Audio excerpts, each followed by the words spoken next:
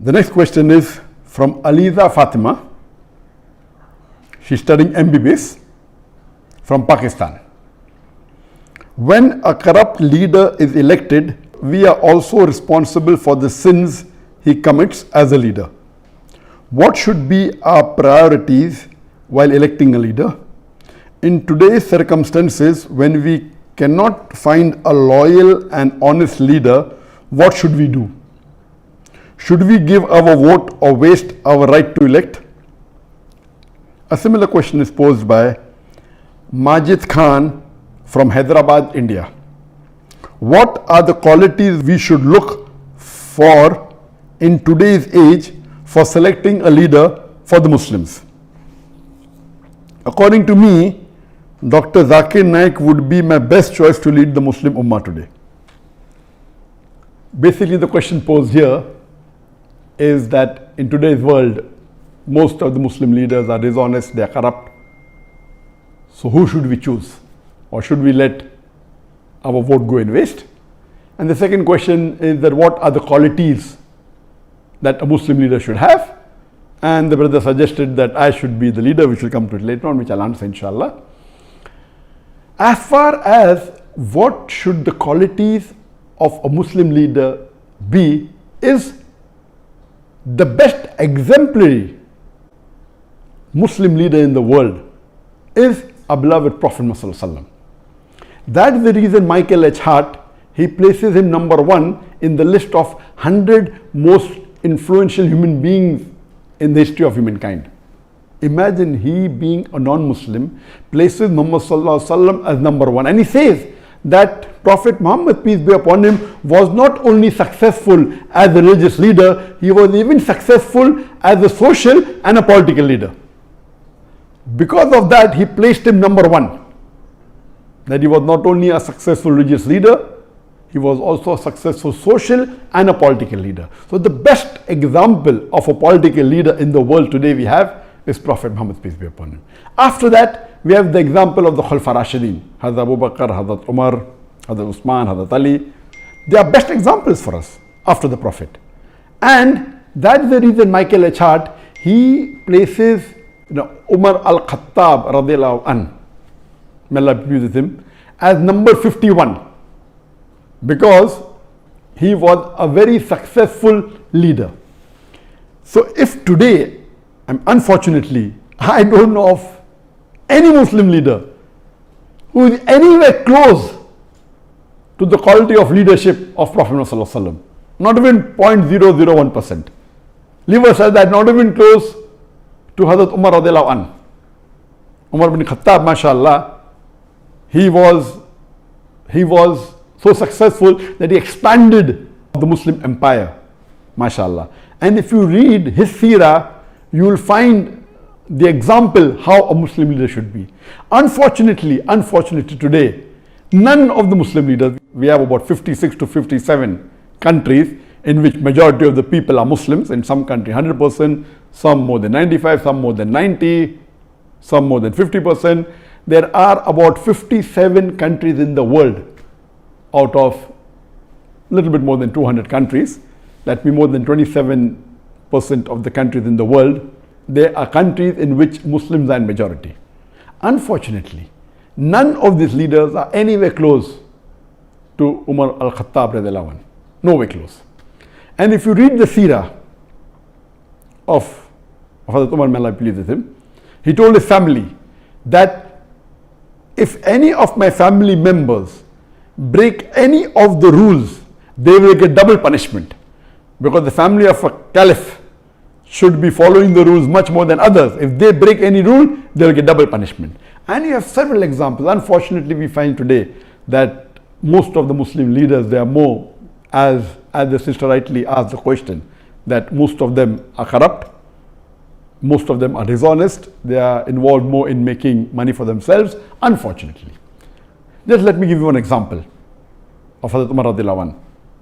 That when he was the Khalifa, he had two of his sons, Abdullah and Ubaidullah, may Allah be pleased with them both.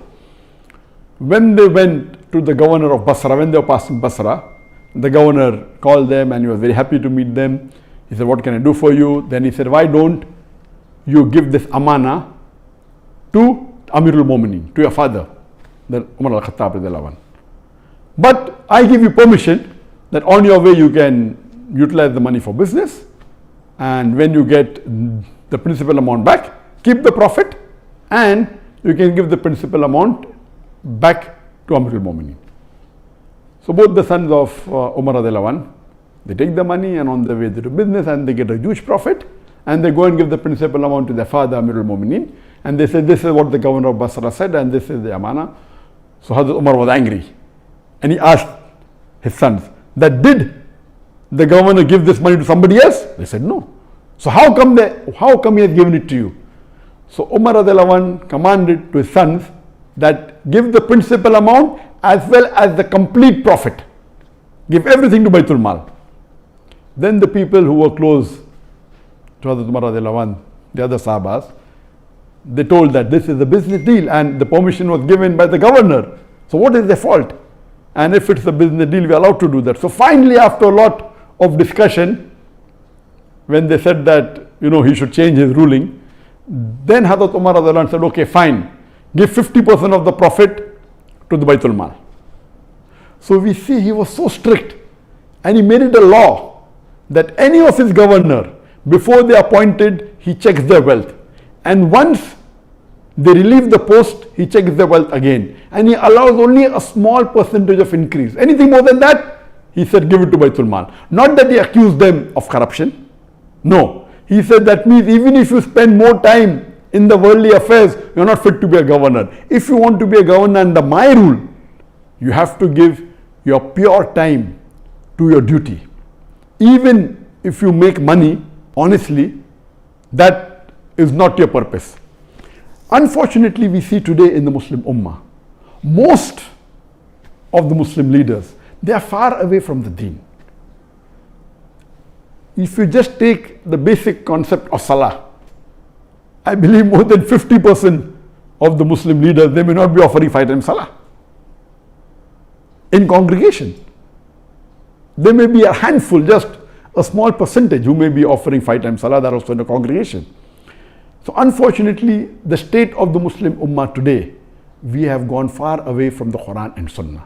That's the reason we have today, that the situation that the Ummah is in today, because we have gone far away from the Quran and the Sunnah, we have gone far away from the teachings of Allah subhanahu wa ta'ala and the teachings of beloved Prophet Muhammad sallallahu alaihi wasallam. And I do agree with the sister that today, unfortunately, the choice that we have is so limited, and unfortunately most of them would not fit the criteria of how a Muslim leader should be as per the Quran and Sunnah. So what should we do in this situation? What we have to do is that we have to select the best of the worst. And if we analyze, as I mentioned, that almost all the leaders, they don't have the qualities that a true Muslim leader should have, like Hazrat Umar radiallahu anhu, or even a small percentage, not even 2% of the quality of Hazrat Umar radiallahu anhu. So what we have to do, we have to select the best of the worst. And I do agree with the sister that almost all of the Muslim politicians, they are corrupt, whether it be financially, whether it be with Iman, they are, almost all. There may be 1 or 2 or 3 exceptions to the rule. So what should we do in this situation? As I mentioned, we should select the best of the worst. Number 1, according to me, is that select that Muslim leader who is becoming a leader on the Islamic card. That he's proud to be a Muslim, and he says that I'm proud to be a Muslim and I will uphold the Islamic law. Whether he does or not is secondary. Because in today's world, the basic rule for a politician today, unfortunately, is that he has to maintain his chair by hook or by crook. It may go against his set of rules, it may go against his deen, it may go against his family. As long as he is sitting on the chair, he is happy. So he will do anything to maintain his chair.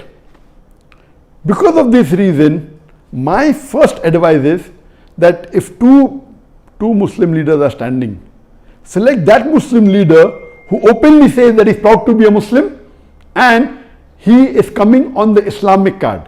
he may or may not be a practicing Muslim, that is secondary. I will go to the extent of saying that if there is one Muslim leader who is practicing Islam 20%, but is coming on the secular card, he is not saying that I will protect the Muslims, I will follow Islam. And there is another Muslim leader who is following 10% of Islam, but is coming with the Islamic card. He is openly saying that I will protect the religion of Islam, I will protect the Muslims. Better select the person who is following 10% Islam as coming with the Islamic card rather than the other Muslim leader who is following 20% and is not coming on the Islamic card, because the person who is not coming on the Islamic card will not go out of his way to follow the Islamic principles, because that was not his trump card to win the election. Whereas the other Muslim leader who may not be following Islam as much as the other person, both are below average, but at least because he's come with the Islamic card, he will see to it that he'll make more masajid. He may not pray salah, but he'll see to it he will make more masajid, more mosque. He will protect the law of Islam. He will help the Muslim, because his trump card to win the election was the Islamic card. This is a very key point. Unfortunately, and we know, as the sister rightly said, that majority, almost all are corrupt. So, but if you have a corrupt leader who's coming with the Islamic card, is better than a corrupt leader who's coming without the Islamic card. There are maybe 1, 2 or 3, if we search in the Muslim Ummah, who may be following majority of the faraiz in Islam. But they may not be having the acumen to be a good leader. We have on the other example some Muslim leader who I have praised in my speech. They may be bold, they may stand for justice, they may not be following Islam to the T.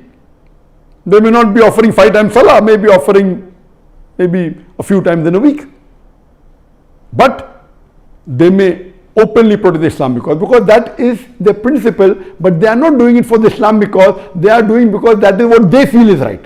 They are more for the cause of humanity, but Islam is far above humanity. So because of that, they may bring a voice in the international media, but their practice may not be Islamic. So such leaders may benefit in one particular aspect of Islam to the Muslim Ummah, but on the other hand, they may be a danger. So that is the reason I personally prefer that you select those Muslim leaders who, number one, are proud to be Muslims. Unfortunately, when you look at the Muslim leaders, most of them, they're not following the Sunnah. I'm giving a small example of keeping a beard. It's not a big thing. To keep a beard doesn't take any effort.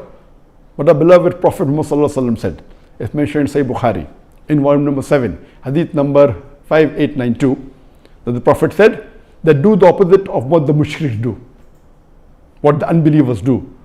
Grow your beard and trim your mustaches.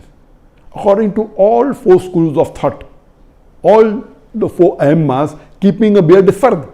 It's such a small effort.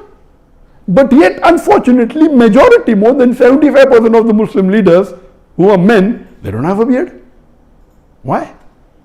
That means they're not proud to be Muslims. That doesn't mean if you keep a beard, you have fulfilled all the requirements. No, please don't get me wrong. In requirements, you have to follow the 70 major sins and see how good the person is. So what we have to realize, my basic point here is that select those Muslim leaders who are proud to be Muslims, even though they may be less in practice. A person who's proud to be a Muslim and a practicing Muslim, it is the best. Who's practicing and doing all the faraiz? I don't think so. If you search, you may find 1 or 2, but they may not be good leaders, but they may be following the faraiz. So here, see to it that you elect those who are coming with the Islamic card and those who are proud to be Muslims and present themselves as Muslims, are not shy when they meet the non-Muslim leaders. They are not shy to present themselves as Muslims. Now coming to the second part of the question, that these criterias, the best is read the seerah of the Prophet and seerah of Hazrat Umar radiallahu anhu, Hazrat Abu Bakr, Hazrat Usman, Hazrat Ali, and you see the examples in their life, how honest. And none of these leaders, they wanted to become leaders. The hadith of the Prophet, anyone who wants to be an Amir, wants to be a leader, is not the right person. Here we find that most of the leaders want to be leaders. In the Islamic teachings, a person who himself wants to be a leader should not be made the leader. The other people who make him, and all the Khalifas, they were made by others. And you have these examples. As far as the question posed by the brother Majid, that he feels that Dr. Zakir Naik is the best choice, I'm sorry, I disagree with you totally. I don't have the qualities to be a leader at all, and I don't consider myself. And what I've seen in my life, in my personal life, I've seen that many religious people, when they enter into politics, almost all of them went away from their deen. I know several scores of Muslims who are very good practicing Muslims, who are offering 5 times salah, who are very honest, and they give such beautiful lectures. But the moment they entered politics, they got corrupt, they got influenced. Because unfortunately, the ummah that we have today, they are not like the Sahabas at the time of the Prophet and Khulafa Rashidin. Our Khulafa Rashidin, first they would take decision thinking, what would Allah want me to do? They were more scared of disappointing Allah. Today, our politicians are more interested in how it will benefit them personally. They don't want to disappoint the vote bank. The Khulafa Rashidin, they did not want to disappoint Allah.